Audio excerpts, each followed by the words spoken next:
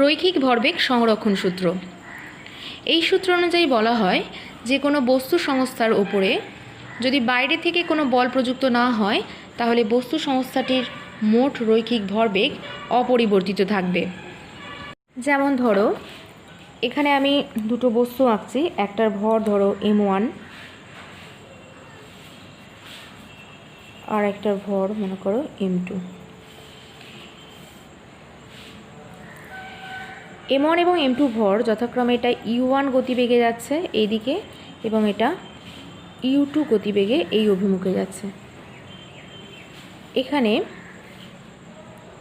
u1 greater than u2 ধরো, তাহলে একটা সময় কি হবে, এই দুটো বস্তুর মধ্যে সংঘর্ষ ঘটবে। তাহলে কীরকম হবে ছবিটা, এটা m1 ভরের বস্তু, এটা m2 ভরের বস্তু, এটা হচ্ছে সংঘর্ষের মুহূর্ত, সংঘর্ষের সময় বা সংঘর্ষের মুহূর্ত। তাহলে m1 এবং m2 ভরের দুটো বস্তু যথাক্রমে u1 এবং u2 গতিবেগে যাচ্ছে, u1 গ্রেটার দেন u2, তাহলে কী হবে, এরা চলতে চলতে একটা সময় গিয়ে সংঘর্ষ ঘটাবে। সংঘর্ষের পর m1 ভরের বস্তু এর বেগ মনে করো হলো v1 আর m2 ভরের বস্তু তার গতিবেগ মনে করো হলো v2। তাহলে এই m1 এবং m2 ভর এই দুটো মিলিয়ে হচ্ছে একটা বস্তু সংস্থা। এই বস্তু আমরা রৈখিক ভরবেগ সংরক্ষণ সূত্র অনুযায়ী কী বললাম, যে কোনো বস্তু সংস্থার ওপরে বাইরে থেকে যদি কোনো বল প্রযুক্ত না হয় তাহলে বস্তু সংস্থার মোট রৈখিক ভরবেগ অপরিবর্তিত থাকবে।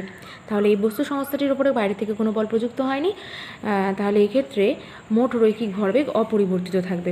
সেটা কীরকম, এক্ষেত্রে এই দুটো বস্তু এখানে এসে সংঘর্ষ ঘটিয়েছে, সংঘর্ষের পর আবার বেগ চেঞ্জ হয়েছে। তাহলে সংঘর্ষের আগে এটা, এই ছবিটা হচ্ছে সংঘর্ষের আগে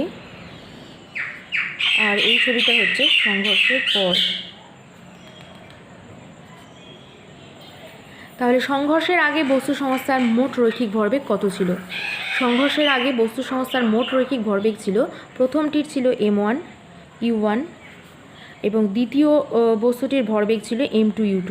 তাহলে বস্তু সংস্থাটির মোট রৈখিক ভরবেগ সংঘর্ষের পূর্বে কত ছিল, m1 u1 plus m2 u2।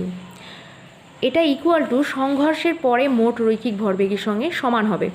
তাহলে সংঘর্ষের পরে মোট রৈখিক ভরবেগ কত, এই বস্তুটার ভরবেগ হয়েছে m1 v1 আর এই বস্তুটার ভরবেগ হবে m2 v2। তাহলে সংঘর্ষের পরে বস্তু সংস্থাটির মোট রৈখিক ভরবেগ কত হবে, এই দুটো যোগ হবে m1 v1 plus m2 v2। রৈখিক ভরবেগ সংরক্ষণ সূত্র অনুযায়ী সংঘর্ষের পূর্বে যা রৈখিক ভরবেগ ছিল সেটা হচ্ছে m1 u1 plus m2 u2, এর যোগফলটা ইকুয়াল টু সংঘর্ষের পরে রৈখিক ভরবেগ অর্থাৎ m1 v1 plus m2 v2 হবে। এটাই হচ্ছে রৈখিক ভরবেগ সংরক্ষণ সূত্র। এই সমীকরণটা বোঝায়।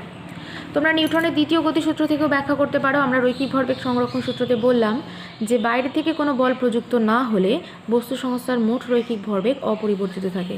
ধরো তোমরা নিউটনের দ্বিতীয় গতিসূত্র থেকে কি পেয়েছো, যে কোনো বস্তুর ওপর প্রযুক্ত বল F ইকুয়ালস টু হচ্ছে m dv/dt।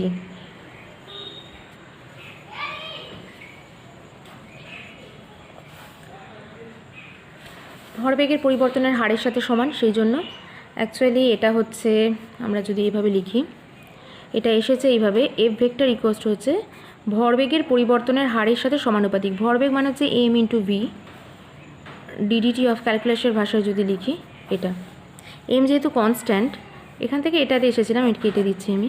তাহলে m যেহেতু কনস্ট্যান্ট সেজন্য m লিখে dv/dt লেখা হয়েছিল। তো যাই হোক, এখান থেকেও করা যাবে। তাহলে এফ ভেক্টর ইকুয়ালস টু, এখান থেকে আমরা কি লিখতে পারি, এম ভি, এটাকে পি দিয়ে লেখা হয় ভরবেগকে, রৈখিক ভরবেগকে পি দিয়ে লেখা হয়, তাহলে dp/dt। তাহলে ভরবেগের পরিবর্তনের হারের সাথে সমান হচ্ছে প্রযুক্ত বল নিউটনের দ্বিতীয় গতিসূত্র অনুযায়ী। নিউটনের এবার আমরা ভরবেগ সংরক্ষণ সূত্রে কি বললাম, যে বস্তুটার উপর প্রযুক্ত বল, বাইরে থেকে প্রযুক্ত বল যদি শূন্য হয় তাহলে এফ ভেক্টর ইকুয়ালস টু যদি 0 হয় তাহলে রৈখিক ভরবেগ অপরিবর্তিত থাকবে, এটা আমরা বলেছি। তাহলে এফ ভেক্টর ইকুয়ালস টু 0 হলে কত হবে, dp/dt ইকুয়ালস টু 0 হবে, অর dp ইকুয়ালস টু 0 বা p equals to constant, or p equal to হচ্ছে কনস্ট্যান্ট,